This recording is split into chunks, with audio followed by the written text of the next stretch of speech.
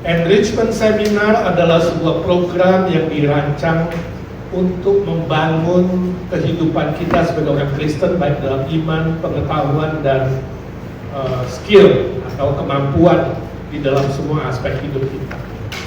Karena permuritan sesungguhnya itu bukanlah hanya soal baca Alkitab dan berdoa. Ya. Tentu baca Alkitab dan berdoa sangat penting, saya yakin saudara yang dengan pagi melakukan. Tapi bagi orang Kristen adalah manusia utuh yang diselamatkan Tuhan dalam semua aspek. Tidak ada aspek jasmani, aspek rohani, aspek relasi, aspek komunikasi, aspek pergaulan, pekerjaan, keuangan, dan macam-macam di dunia ini. Jadi sebagai orang Kristen yang nanti Tuhan tempatkan kita dimanapun, sesungguhnya kita harus efektif dan berfungsi baik, bisa menjadi berkat untuk orang lain. Itu tujuan dari seminar ini. Saya tahu waktu saudara sangat berharga. Itu sebabnya program ini hanya akan dirancang 1 bulan sekali. Ya, 1 bulan sekali, saudara siapkan 2 jam untuk belajar bersama-sama, sehingga pertumbuhan rohani dan pengetahuan dan skill kita itu tidak stuck. Tidak hanya seminggu sekali beribadah, gak cukup.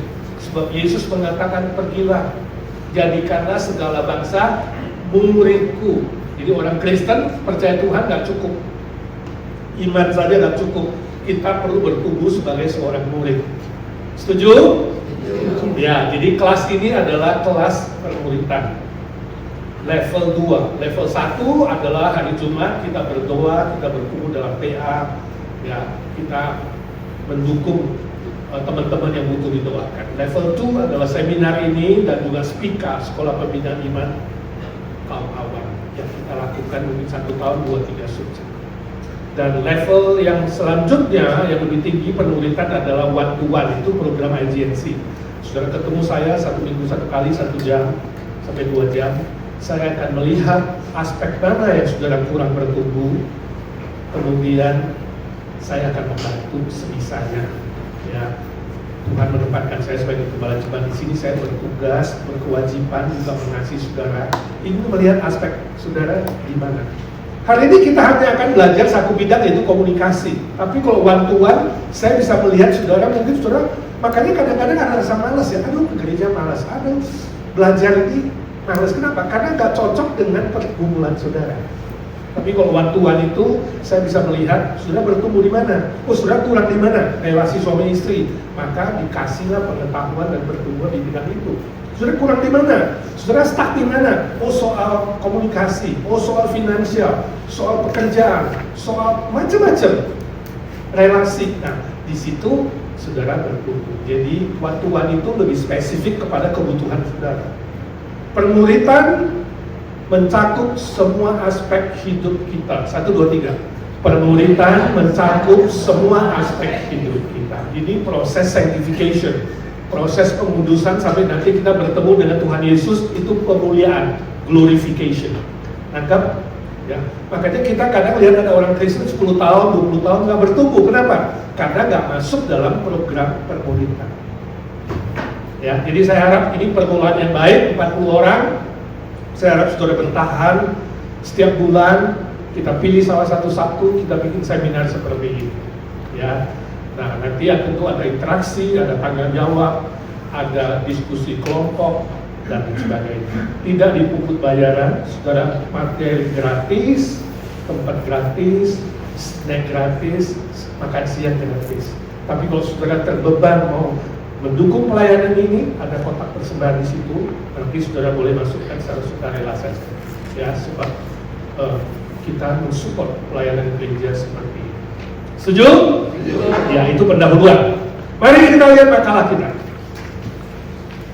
Tema hari ini adalah 7 model komunikasi yang keliru. Komunikasi adalah hal yang amat penting dalam membangun relasi yang baik dan benar dengan sesama manusia. Sukses tidaknya seorang dalam berelasi dengan sesama manusia sangat ditentukan oleh model komunikasi pada diri orang tersebut. Tentu saja ada faktor penting lainnya, misalnya kepribadian, karakter, pendidikan, ya, keluarga, dan lain sebagainya. Itu mempengaruhi seseorang punya model komunikasi. Tapi sekali lagi, faktor model komunikasi adalah faktor utama penyebab miskomunikasi, salah pengertian, salah tafsir, salah konklusi, dan tidak jarang menjadi penyebab utama dalam perselisihan, pertengkaran, dan konflik yang membawa bahaya dan kegagalan dalam hidup pribadi seseorang, dalam hidup keluarga seseorang, dalam karirnya, dalam pekerjaannya, dalam relasinya, dan berbagai aspek dalam diri seseorang. Jadi komunikasi ini sangat penting. Sebab itu, untuk mencapai keberhasilan dalam hubungan manusia yang harmonis, yang baik dan benar, kita harus, sekali lagi, HARUS, harus mengenal model komunikasi yang baik, yang efektif. Selain itu, harus belajar, siap mengubah model yang tidak sehat menjadi model yang sehat, yang baik, yang benar, yang efektif, yang produktif. Itu tujuan kelas ini, harapan saya juga, harapan kita bersama. Saudara belajar sesuatu, dan kalau perlu berubah, belajar berubah. Saudara tahu apa bedanya berprinsip dan keras kepala? Berprinsip bagus nggak? Bagus. Tapi mirip nggak dengan keras kepala? Mirip, sangat tipis. Pokoknya, ini prinsip saya, pokoknya, padahal keras kepala. Apa bedanya? Ya, bedanya tipis sekali. Berprinsip itu kita pegang kebenaran, itu ukuran kita. Kebenaran tidak dikompromi, ya, itu berprinsip. Yang benar adalah benar, yang salah adalah salah. Bagus. Tapi keras kepala apa? Keras kepala adalah pokoknya saya harus yang paling benar. Nah, ini keras kepala. Orang yang keras kepala ditandai dengan kalau dia tahu salah, gak mau berubah. Itu keras kepala. Kalau saudara tahu salah, berubah itu berprinsip. Jadi prinsip saya, kalau salah saya mau berubah. Kalau salah saya tidak mau, itu prinsip. Keras kepala, kalau saya salah, saya tetap benar. Tidak mau berubah. Jadi beda ya. Mari kita belajar punya prinsip, tapi tidak keras kepala. Itu maksud saya tujuan pelajaran ini. Saya harap kita ada sesuatu yang dipelajari dan bilang sama Tuhan, Tuhan dalam hal ini aku mau berubah. Maka kita bisa bertumbuh. Menurut para ahli komunikasi, pada umumnya ada 7 model komunikasi yang keliru yang harus kita hindari. Yang pertama, model pengira. Sudah tulis di situ pengira. Pengira.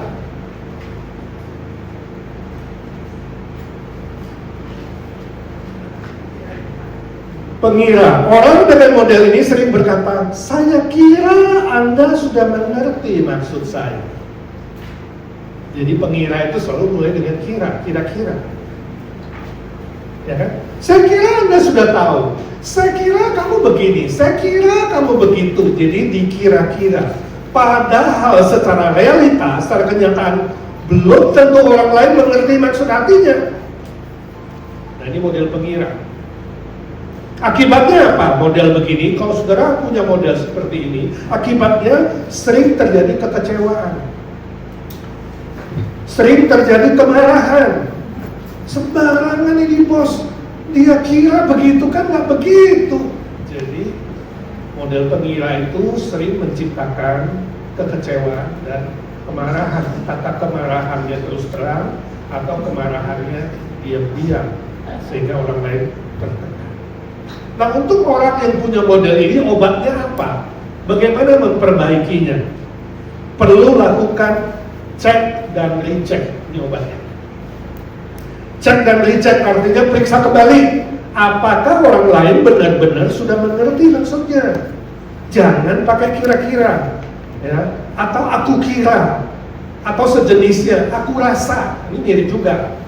Aku rasa dia begitu, aku rasa kamu begitu. Nah, itu namanya tafsir sendiri, kira-kira sendiri. Dan cek dan recheck. Jadi tanya lagi, apakah kamu sudah mengerti maksud saya? Ya kan? Begitu kan? Daripada aku kira kamu sudah mengerti. Jadi kita bertanya, cek dan recheck. Ya, tolong jelaskan apakah kamu sudah mengerti? Ya, saya sudah mengerti Pak. Coba jelaskan. Oh, maksud Bapak adalah A, B, C, D, E. Bagus, lakukan. Yes. Jadi namanya cek dan recheck, periksa kembali. Nah, jadi saudara pikir, saya modelnya begitu nggak ya? Tiap kali ngomong dengan suami atau istri seringkali berpapasan terus, misunderstanding. Kenapa? Karena dia kira begitu, saya kira begitu, sama-sama pengira. Jadi nggak pernah ketemu karena nggak pernah cek dan recheck. Yang kedua, model sepotong. Sepotong. Orang dengan model ini sering berkata sepotong. Ya, sepotong maksudnya satu potong. Orang dengan model ini sering berkata, loh kan saya sudah sampaikan semuanya kepada kamu. Padahal secara kenyataan, apa yang dia sampaikan itu hanya sepotong saja. Sebagian saja. Mungkin hanya sepotong kecil aja. Atau terpotong-potong. Karena memang model sepotong. Mungkin sekali pikirannya lebih cepat dari lidahnya. Dia pikir sudah 10 kata, tapi lidahnya hanya 3 kata. Think too much, too fast. Pikirnya lebih cepat. Sehingga dia pikir, aku udah sampaikan semua kok, udah jelas. Kenapa lu gak ngerti? Kenapa lu gak nangkep? Loh, Bapak cuma sampaikan sepotong kok. Ya, jadi ini model sepotong. Akibatnya apa? Terjadilah salah paham. Terjadilah frustrasi. Dua-duanya, baik yang menerima berita maupun yang menyampaikan berita, dua-dua menjadi frustrasi. Nah, obatnya apa untuk orang sedemikian? Orang untuk model ini, obatnya perlu belajar menuliskan secara utuh apa yang mau disampaikan. Jadi saudara pikirin, gua mau ngomong sama asistenku, saya mau ngomong sama istriku atau anakku, ini yang saya mau ngomongin, poin pertama, poin kedua, poin ketiga. Jadi ada note di tangan kita, sehingga waktu kita sampaikan itu jelas seutuhnya, bukan sepotong-sepotong. Dan waktu menyampaikan itu jangan suka pindah-pindah topik. Nah, saudara yang suami istri, termasuk saya dengan istri saya, kadang-kadang begitu. Kita baru ngomong di topik ini, tahu-tahu pindah topik. Lah, saya kira tadi kita masih ngomong soal ini, tahu-tahu sudah soal itu. Nah ini model sepotong itu terlalu cepat pindah topik, ya kan? Oh, anakku kemarin aku senang sekali ketemu, ya, udah ngomong-ngomong soal anak, tahu-tahu udah pindah ke orang lain, ya. Kurang ajar, masa dia ngomong begitu sama saya? Loh, maksud lu anakku? Bukan, bos saya kemarin. Jadi dari anak pindah ke bos. Nah ini pun harus dilatih supaya menyampaikan sesuatu itu utuh, kemudian baru pindah topik. Ketika mau pindah topik, dia perlu jelaskan. Sekarang kita ngomong soal bos gue ya kemarin. Jadi jangan langsung dicampur dengan tadi topik anak ke bos, nanti dari bos ke pendeta, dari pendeta ke siapa? Sepotong, akhirnya frustrasi dan salah paham. Ya, yang dia topik. Ketiga, model peremeh. Peremeh ini orang dengan model ini suka berkata, aduh kenapa sih kamu tidak ngerti-ngerti, dasar bodoh kamu ya. Nah, ini meremehkan orang lain. Jadi model peremeh. Model ini memaksa orang lain mengikuti pikiran dan kemauan seperti dirinya. Jadi maunya orang lain mengikuti seperti dia. Ini modelnya, ya. Padahal setiap orang itu kan unik. Setiap orang itu berbeda satu dengan lainnya. Berbeda sama sekali. Orang dengan model peremeh suka marah dan cepat menghakimi orang lain. Jadi kamu sudah bisa mengenal bos kamu nih. Kalau ngomongnya selalu bentak-bentak, marah-marah, ya kan? Meremehkan orang lain, ya kan? Nah ini berarti model nomor 3, dia peremeh. Ya? Atau kamu sendiri begitu, ya kan? Sering kali dikit-dikit udah langsung meledak, dikit-dikit udah langsung menyerang pribadi, bukan urusannya. Aduh, kamu sekolah nggak sih?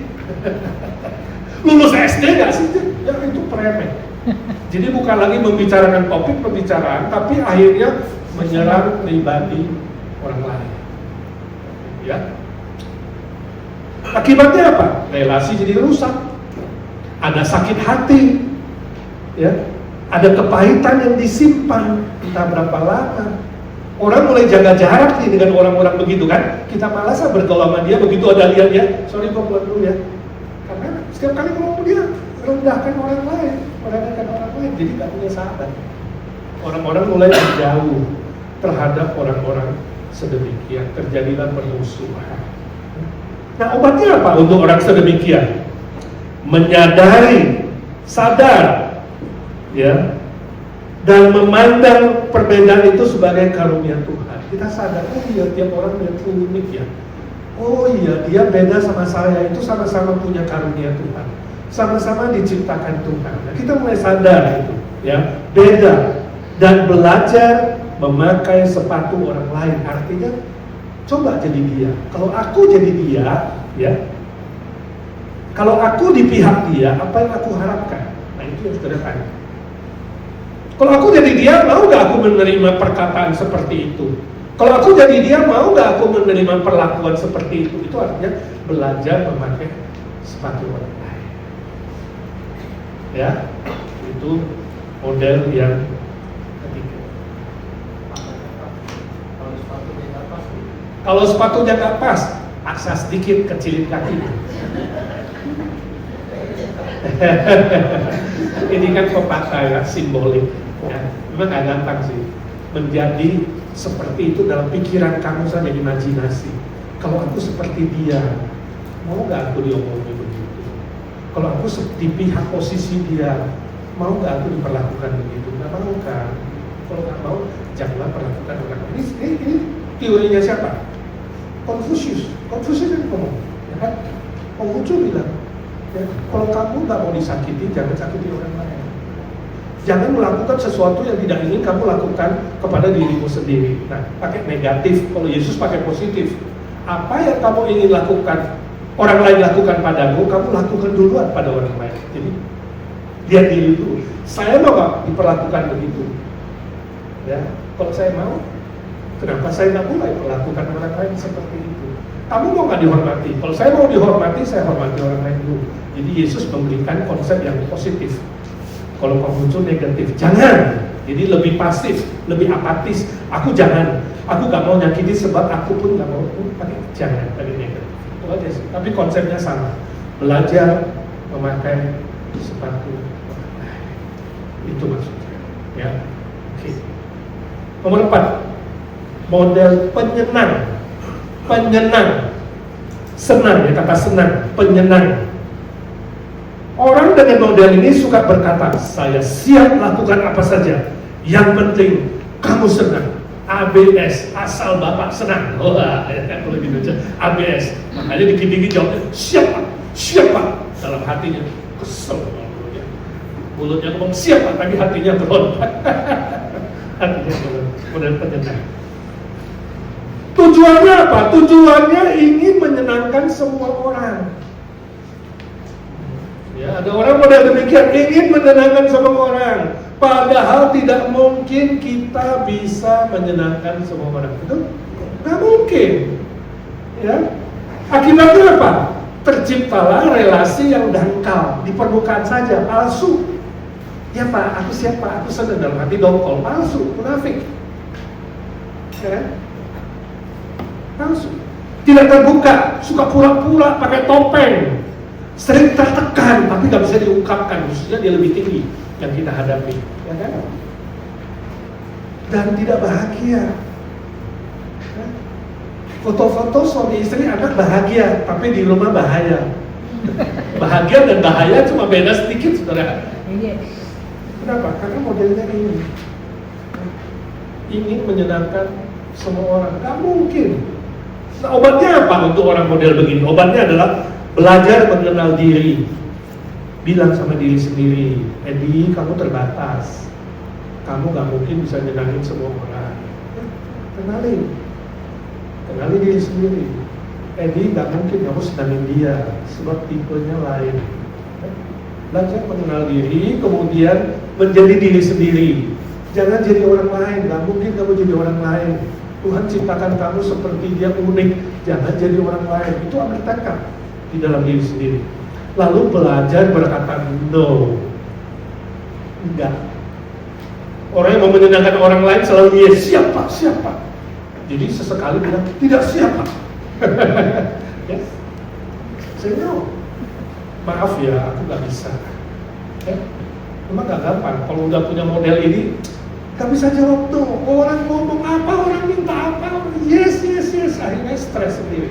Ya, belajar say no dan belajar membuka diri jujur ya. Sekali ini aku nggak bisa. Aku nggak mampu. Aku lagi ada urusan yang lebih penting. Katakan dengan jujur, yang sopan, jangan ngarang-ngarang juga, ya kan? Penting sekali. Dan siap menerima konsekuensi bila aku menyampaikan kebenaran. Paulus bilang apa? Kalau aku menyampaikan kebenaran, apakah kamu menganggap aku musuhmu? Seringkali waktu kita sampaikan kebenaran bisa dimusuhi, ya? Bisa dimusuhi. Tapi kita harus berani ambil resiko itu. You pilih mana? Ketika kamu menyampaikan kebenaran, orang lain nggak suka, lalu menganggap kamu musuh. Atau kamu tetap mau menyenangkan dia demi sahabat. Pilih mana? Besok bisa mati. Waktu kamu menyenangkan dia, tiba-tiba kamu serangan jantung mati di hadapan Tuhan. Apa yang kamu pertanggungjawabkan? Pada akhirnya saudara, hanya kita dan Tuhan face to face. Pada waktu itu, orang yang memegang kebenaran, yes bilang yes, no bilang no, kata Tuhan Yesus. Itu yang diterima Tuhan. Yes bilang yes, no bilang no. Lebih dari itu datangnya dari iblis. Lalu yang kita hadapin bos besar Pak, yang selalu mau dijawabin yes. Apa yang harus kita lakukan? Ya, cari bos yang lebih besar, yang mengajar kamu say no.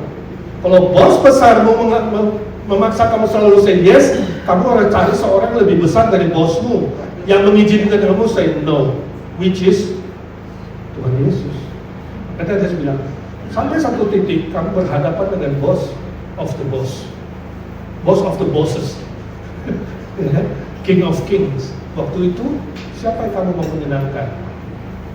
Menyenangkanmu, senangkanmu. Siapa yang kamu mau senangkan? Bos? Itulah kedua hatiku, bos. Bos senang banget. Tapi ingat, di atas bos masih ada bos. Di atas langit masih ada langit. Makanya saya bilang, pada satu titik kamu akan diperhadapkan dengan pilih kebenaran, menyampaikan kebenaran dengan jujur dan sopan, tapi tetap bisa dimusuhi. Ada satu saat, pada satu titik kamu harus pilih. Kamu pilih mana? Gitu. You pilih menyenangkan bosmu atau you pilih menyenangkan Tuhan. Ketika bos konflik dengan Tuhan, pilihlah Tuhan. Kita harus tunduk sama negara, itu prinsipnya di surah Roma. Tapi pada satu titik negara melawan Tuhan, kita harus memilih Tuhan. Itu sebabnya untuk menyelundupkan Alkitab ke negara-negara komunis dan anti-Kristen, banyak hamba Tuhan memilih tetap melakukannya walaupun melanggar hukum di negara tersebut, sebab dia tahu apa yang dia lakukan di hadapan Tuhan itu adalah benar. Oke, itu prinsipnya ya soal nomor 5, halaman 2. Nomor 5. Ini terakhir kita ada tanya jawab ya. Nomor 5. Model pelupa. Orang dengan model ini sering berkata, saya nggak pernah bilang seperti itu. Saya sering menghadapi orang begitu, khususnya para senior kita. Ya, yang muda juga bisa lupa, jangan bilang cuma senior doang, ya kan? Saya nggak pernah bilang begitu, kamu ngarang-ngarang aja. Ya, memang setiap orang bisa lupa, saudara, nggak tergantung umur. Ya, anak kita juga bisa lupa. Tapi orang model pelupa ini terlalu sering lupa, terlalu banyak lupa apa yang sudah dikatakannya. Ya. Akibatnya apa? Orang kehilangan kepercayaan, ngomong kok itu cuma omong-omong. NATO, no action, talk only. Ya. Orang begitu dianggap tidak tulus hatinya, sembrono dan pendusta. Ya kan? Tong kosong nyari bunyinya. Obatnya apa? Obatnya belajar mencatat apa yang akan dibicarakan dan sudah dibicarakan. Handphoneku ada note, tulis itu tanggal sekian, ya kan? Bagi orang yang korban, bila perlu suruh bos, ini yang note-nya ya bos, ya? Atau tanda tangan note-nya ya. Bos ngomong hari ini begini. Oke, bos kasih parah bos. Jadi kalau bosnya bilang, aku kayaknya gak pernah ngomong seperti itu, petong, note-nya keluar, ya kan? Tapi bagi saudara yang suka lupa, saudara perlu mencatat apa yang sudah dibicarakan atau mencari seorang lain, teman ke, asisten ke, yang bisa membantu mengingatkan saudara. Kita harus mengaku, apalagi sudah mulai berusia seperti saya 65 sekarang, ya ke atas. Perlu sebenarnya asisten ya. Sekarang ya mudah-mudahan pakai asisten dulu. Mana-mana ada sistem yang catat, Pak, hari ini begini Pak, besok begini. Tidak ada appointmentnya, ngomongnya apa, tidak ada sistem. Aspri, dia bagian hidup sendiri, cari yang hidup sendiri juga, saling aspri, saling mengingatkan, gitu ya. Oke. 6. Model pendebat. Pendebat ya, suka berdebat. Orang dengan model ini suka berkata, kamu yakin? Jangan-jangan kamu yang salah. Atau dia suka berkata, kamu jangan sok, coba lihat dirimu sendiri. Ya, pada intinya orang model seperti ini, model pendebat, suka berdebat. Entah masalah kecil, masalah besar, masalah sepele, sukanya berdebat dan menyerang orang lain. Seolah-olah ada sebuah kepuasan di hatinya, kalau gue bisa jatuhin dia, kalau gue bisa menang dalam pembicaraan ini, gue harus benar menonjolkan dirinya. Dia pantang mengalah dan selalu mau menang sendiri. Ini perdebatan. Padahal secara realita, kenyataan, semua orang ada kelemahannya dan bisa bersalah. Tapi dia tidak pernah akan mengaku salah. Pantang. Akibatnya suasana jadi tegang, komunikasi jadi gak enak, stres, suka terjadi keributan, pembicaraan jadi jenuh, orang membiarkannya ngomong sendiri deh, lu mau menang sendiri deh, lu ngomong sendiri deh, satu-satu mulai pamit, ya kan? Orang model berdebat biasanya akan kehilangan teman. Sebab dia dianggap melarikan diri dari tanggung jawab pribadi. Jadi kalau selama ini sudah gak punya teman, suka sendirian, coba cek apakah model komunikasimu selama ini begini. Ya. Obatnya apa saudara? Obatnya haruslah belajar mendengar orang lain dengan lebih seksama. Jadi kalau orang lain sedang ngomong, dengerin, ya, dengerin lebih seksama. Lalu belajar mengoreksi diri. Ya, kelemahan saya apa ya? Orang lain ngomong begitu, benar gak ya saya dikoreksi?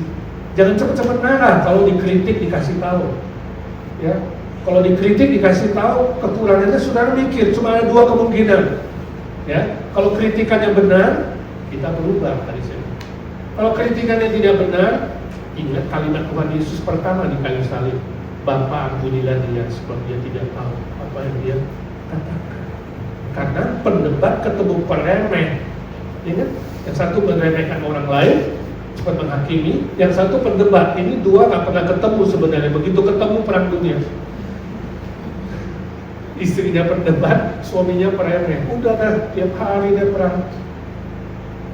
Ya, ini masing-masing harus memeriksa diri. Saya model apa nih? Saya harus berubah apa ini?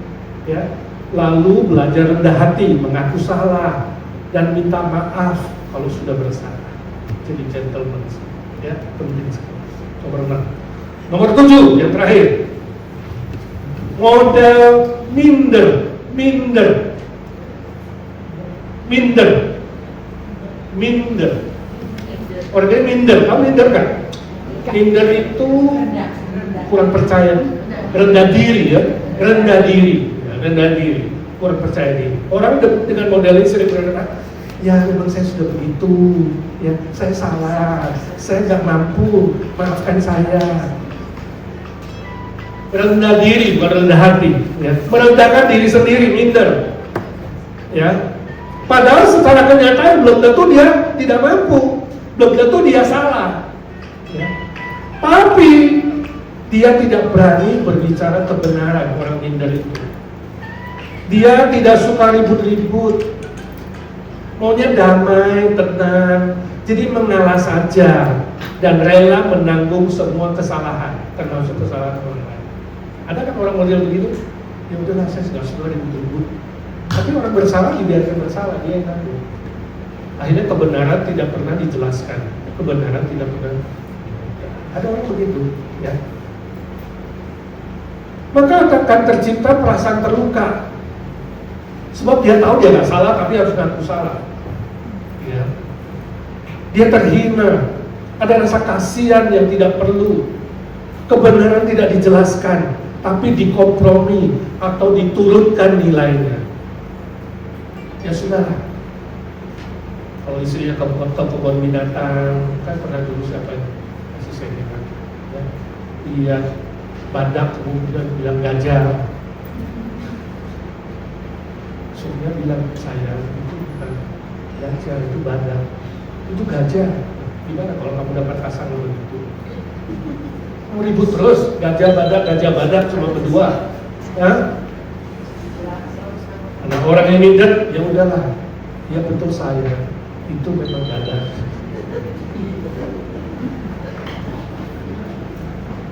Dia mau tetap mengatakan itu badak, walaupun salah, demi gak ribut dengan dia, atau dia mau menjelaskan itu sebenarnya bukan badak tapi gajah. What do you do? Orang yang tidak suka ribut-ribut, tidak mau pusing, tidak mau soal itu, ngalah aja, tak apa-apa lah. Dia salah, gue yang tanggung.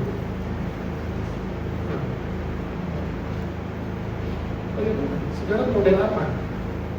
Kalau sudah model minder, tambah lagi satu yang model tadi mau menang sendiri, very dangerous, right? Kebenaran tidak pernah dijelaskan, justru akan ditekan, dikompromi demi tidak mau ribut. Ya. Nah, obatnya apa? Obatnya untuk orang model begini, orang model minder harus belajar mengenal diri. Sekali lagi, tahu diri sendiri, tahu di hadapan Tuhan itu kamu bagaimana. Ya. Kamu diciptakan unik, berharga. Gak usah minder. Menghargai diri. Pulang, habis mandi, lihat ke cermin, dari ujung rambut sampai ke ujung kaki. Lihat orang yang di cermin itu, ngomong sama dia. Kenapa bisa ngomong dengan orang di cermin? Sebab Tuhan menciptakan manusia sebagai subjek dan objek sekaligus. Kita bisa komunikasi dengan diri sendiri. Ngomong dengan orang yang dibaca, panggil namanya. Hey Edi, lu hitam dekil tapi berharga di mata Tuhan. Walaupun cuma lulus SD, ingat, di mata Tuhan kamu sama dengan profesor. Kenal diri. Kamu juga punya keunikan, sebab model seperti kamu tidak ada duanya di dunia ini. Cuma satu edition, ya kan?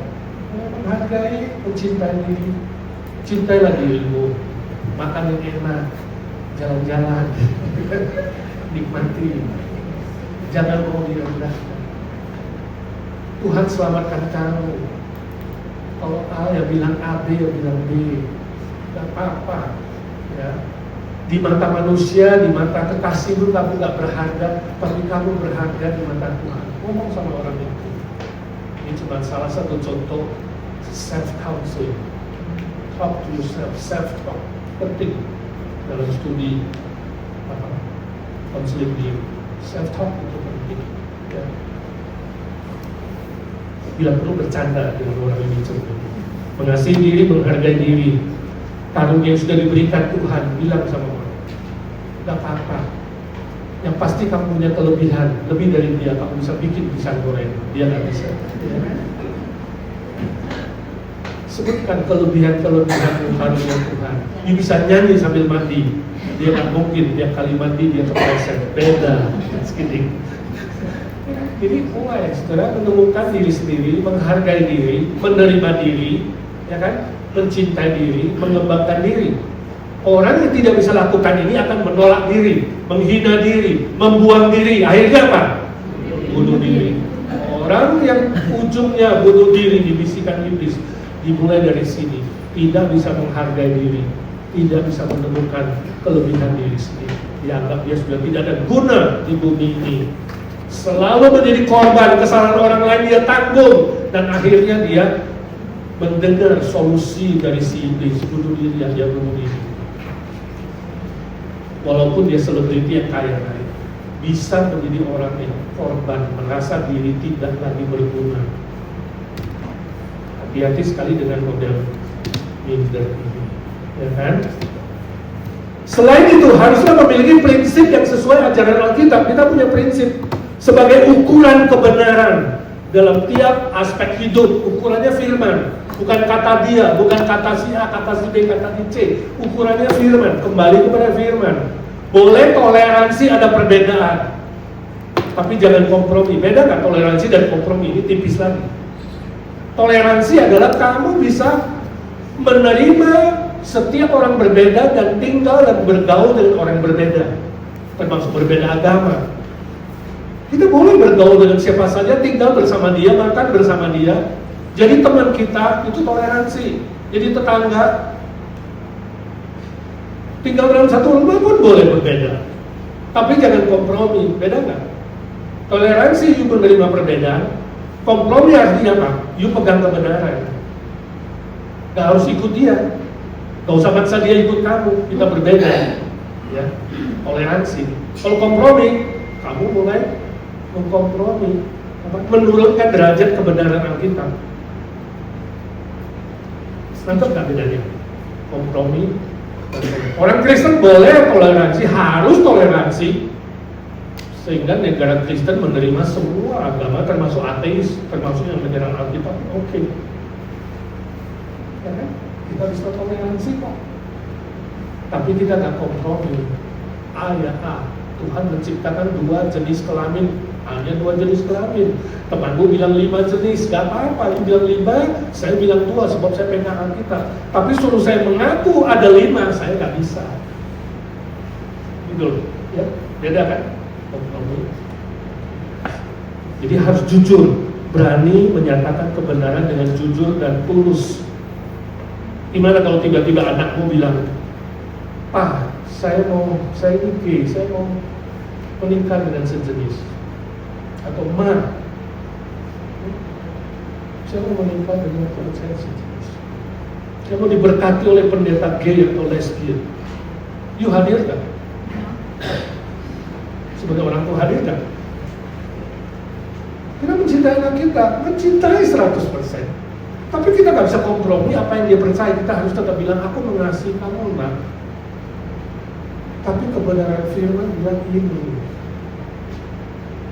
You tetap memaksa, mama juga gak bisa apa-apa, papa gak bisa. Tapi suruh kita kompromi, setuju dengan perbuatanmu, diberkati di gereja itu oleh pendeta itu. Gak bisa.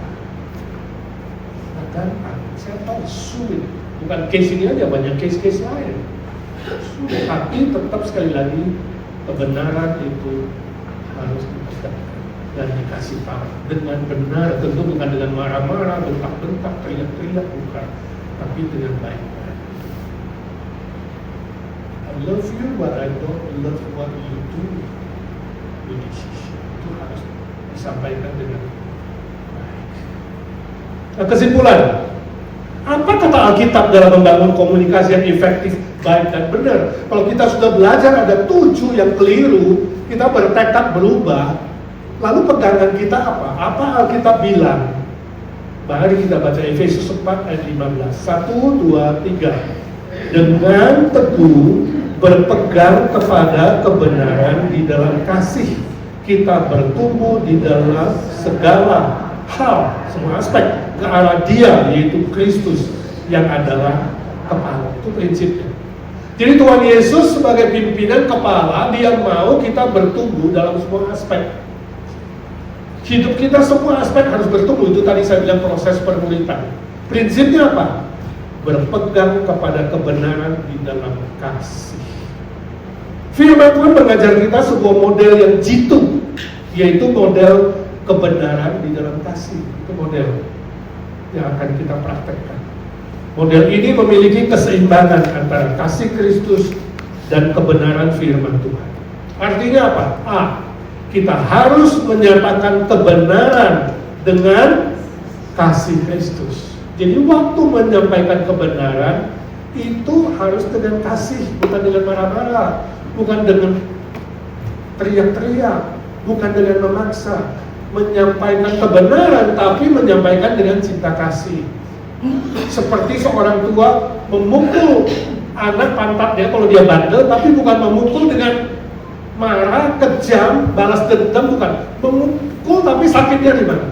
Di sini. Pernah nggak kamu pukul anak itu? Sakitnya bukan dia aja sakit, kita juga sakit di sini. Apa? Bagaimana kamu tahu kamu memukul dengan cinta atau memukul dengan benci? Memukul dengan benci itu memukul dengan tidak benar, gampar mukanya, pakai ikat pinggang, ya kan? Sakit seenaknya, hatinya benci, marah. Anak tahu. Bagaimana tandanya seorang tua memukul dengan cinta atau memukul dengan benci? Kalau memukul dengan benci, anakmu lari. Kalau kamu lihat orang tua kejar anak sambil marah-marah, berarti apa? Dia sedang membenci. Tapi kalau kamu mukul anakmu malah memeluk kamu, dia tahu kamu pukul dengan cinta. Beda. Jadi kita bisa menjelaskan kebenaran dengan benci, dengan motif menjatuhkan dia, dengan motif dendam, atau kita bisa menyatakan kebenaran dengan rasa cinta kasih. Kita ingin dia berubah, kita ingin dia bertumbuh, kita ingin melihat kepada Kristus, maka kita menyatakan kebenaran itu dalam cinta. Itu prinsip pertama. Prinsip kedua adalah kita harus belajar mengasihi orang lain berdasarkan kebenaran firman Tuhan.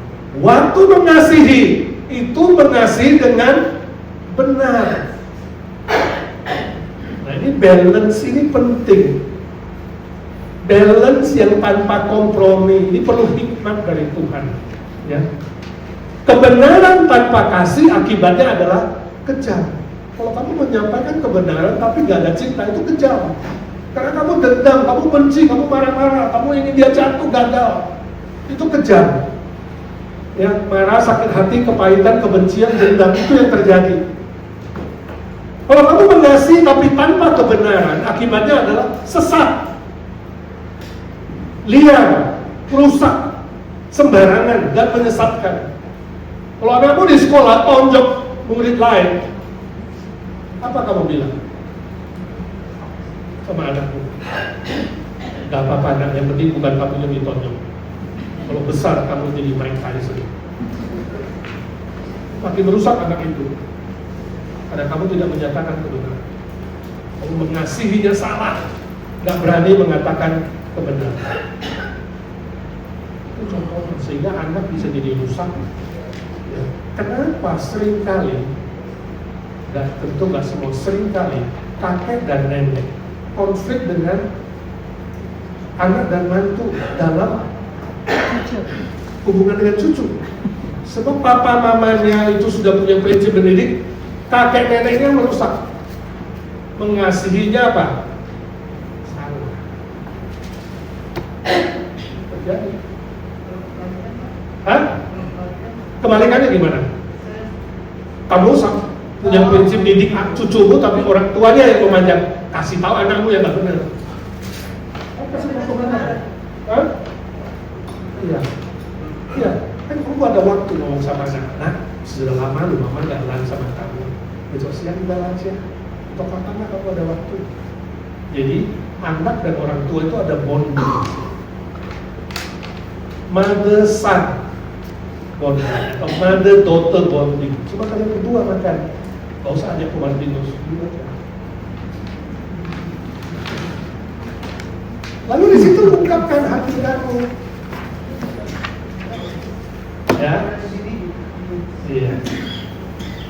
Yang lain nggak dengar. Pakai ini kalau mau nanya. Sekarang diizinkan nanya. Kalau kita bilang anaknya belain bininya, bagaimana? Anaknya nggak mau dengar. Belain bininya. Cari waktu lagi. Back to the Bible. Iya, nggak bisa kompromi. Tetap juga bisa kompromi, tetap mengasihi tapi dengan benar. Memang mau begitu mengasihi kamu, Mak. Tuhan pun mengasihi. Kasih contoh-contoh apa akibatnya mengasihi tanpa kebenaran, apa akibatnya kebenaran tidak mengasihi. Ini balance, ini prinsip firman. Karena firman kan dia nggak bisa nolak. Kalau anakmu percaya Tuhan juga, dia nggak bisa menolak. Di Efesus 4 dan 15 ini. Ya, kasih tahu. Dan gampang sih balance, tapi bisa dipelajari. Saya ingat waktu itu saya masih melayani di Mangga Besar, gereja Mangga Besar Jakarta. Kami kedatangan seorang pengkhotbah yang terkenal dari Taiwan. Dia seorang penatua yang dihabiskan sebagai gembala di situ. Gerejanya besar di Taiwan 3.000 jiwa. Jadi dia diundang pimpin kebaktian khusus di Jakarta. Dalam khotbahnya saya ingat dia kasih ilustrasi hubungan dia sama istrinya. Karena dia penatua, istrinya juga udah tua, sama-sama senior, anak-anaknya sudah nggak tinggal dengan mereka. Jadi mereka tinggal di sebuah apartemen hanya berdua. Suatu hari Sabtu, si penatua itu bilang, waktu dia mempersiapkan khotbah untuk besok hari Minggu, istrinya sedang masak dinner. Sore itu masak di dapur. Nah, istrinya waktu itu mau masak daging sapi dicap wortel, masak sama wortel. Jadi istrinya sudah nyalakan kompor, kuali di situ udah mulai panas, dia masukkan minyak, masukkan bawang putih, masukkan bawang, ya kan? Dia masukkan daging sapi, sudah mulai masukkan daging sapi. Gak lama kemudian dia mau masukkan wortel. Si nenek ini, istrinya ini sadar, wortelnya nggak ketemu loh, tapi wortel aku nggak ada. Jadi dia kecilin apinya. Dia teriak suaminya sedang self study di kamarnya, mempersiapkan khotbah untuk besok. Dia bilang, hei suamiku, tolong jaga daging sapiku. Aku mau turun ke bawah beli wortel sebentar. Ini komunikasinya. Suaminya mengatakan, oke. Istri cepet-cepet keluar apartemen, turun tangga, langsung beli wortel, gak lama, karena deket pasar, langsung kembali ke rumah. Waktu kembali ke rumah, dia kecium, ini ada yang kosong. Dia langsung lari ke dapur, lihat daging sapinya sudah berubah jadi sapi Afrika, hitam. Langsung dia matikan api, dia datang suaminya, dia marah-marah.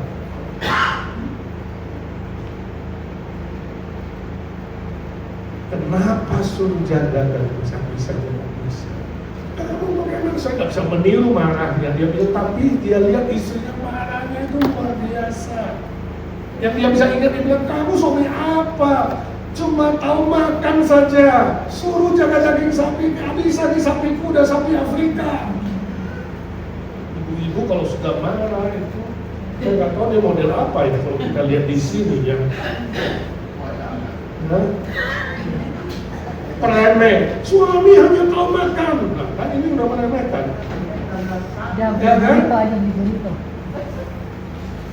Nggak bisa suruh bantu sebentar aja. Jadi tangannya sudah nunjuk-nunjuk, satunya taruh di pinggang kayak teko. Dia bilang istrinya kalau marah kayak teko. matanya merah, urat-uratnya keluar, dia lihat seolah-olah rambutnya juga ikut cikrak, banyak lah. Maunya makan aja bagus semua, ngomel semua keluar. Nah suaminya dalam hati nggak bisa menerima dong. Masa suaminya tahu makan aja dalam hatinya keras sama dia. Ini gue yang cari duit, dia bilang gue hanya tahu makan. Ini baru daging sapi begitu. Cuma makan berdua. Saya juga lagi persiapan ini makanan rohani. Mana lebih penting? Makanan rohani atau makanan jasmani? Jadi dia juga punya kebenaran. Dia juga punya cengli. Si istri punya cengli. Baru suruh jaga 2 menit gak bisa, ini taunya makan. Jadi istrinya punya kebenaran sendiri. Sama-sama menyampaikan kebenaran. Dalam hati dia juga sampaikan kebenaran. Belum ngomong ke istrinya. Wah, dia juga punya alasan. Itu paling makan 2 orang. Ini makan 3.000 orang ya. Rohani lebih penting dari jasmani. Suami cari duit, dia bilang hanya tahu makan. Tapi karena dia lihat istrinya udah model teko, mukanya udah merah pada, uratnya keluar, dia juga takut istrinya serangan jantung. Rambut juga udah jingkrak, dia nggak ngomong apa-apa. Dia langsung peluk istrinya, jebret. Dia nggak ngomong jebret sih bahasa Thailand, jebret dari saya. Dia langsung jebret. Dia elus istrinya. Sorry ya sayang. Oh dia ada salah. Dia cuma elus. Sorry ya sayang. Cuma gitu aja. Langsung dia bilang, wajah istri saya berubah. Urat-urat yang keluar sudah masuk. Rambut yang jingkrak langsung turun. Tadi galak seperti singa, sekarang tiba-tiba manja. Kamu sih sudah jaga nggak bisa. Ya udah, aku masak lagi ya.